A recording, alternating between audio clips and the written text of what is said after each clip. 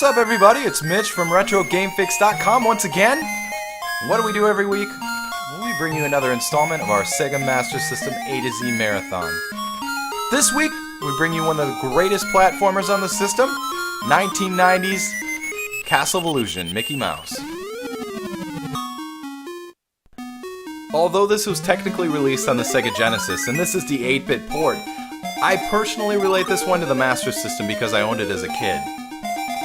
The game was brought to you by, of course, you guessed it, Disney, who has a long history of amazing titles for the 8-bit systems, specifically for the NES. This one easily stands up to the best of them and has almost identical gameplay and mechanics to all the greats. Each level has a unique layout, some traveling upwards, some scrolling, and some that move as you move. Each level has a boss character that guards one of 7 gems you need to save Minnie Mouse from the witch Mizrabel. You can tell right off the bat that this one has very nice graphics and handles extremely well on the Master System control pad.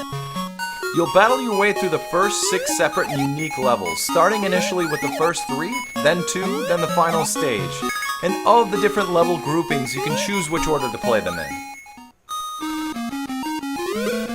As I mentioned earlier, each level is an end boss, who can generally be beaten with good timing. Like nearly all Disney games, each level has its own stage-appropriate boss.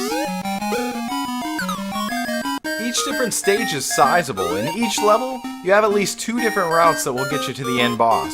You never know what you might miss if you don't explore every ladder or every direction.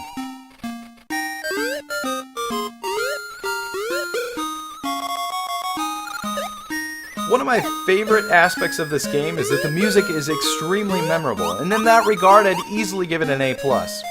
Each stage has interesting and unique music, and honestly, in my opinion, the one thing the system lacked as a whole was the memorable and fantastic music that the NES excelled in.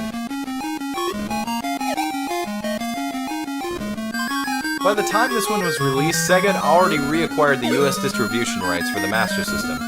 But with poor choices by previous distributor Tonka throughout the formative years of the lifespan of the Master System, more games like this could have easily given Sega the credibility they needed to compete with Nintendo.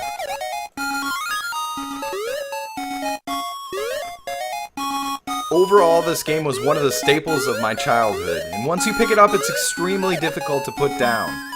The graphics, controls, and sound excel in a game that's packed with variety, and it easily stands up to any 8-bit game on either system. This is the first game on the system that we've come across up to this point that I'm going to give a solid 5 out of 5 to. It was great then, and it's still great now. GamingReset.com strongly recommends ponying up the cash to put this one in your collection. It might be a little bit pricey right now, but it's going to be a lot more pricey in the future. So grab your copy now while you still can. And with that, this is Mitch from GamingReset.com. We will see you next time.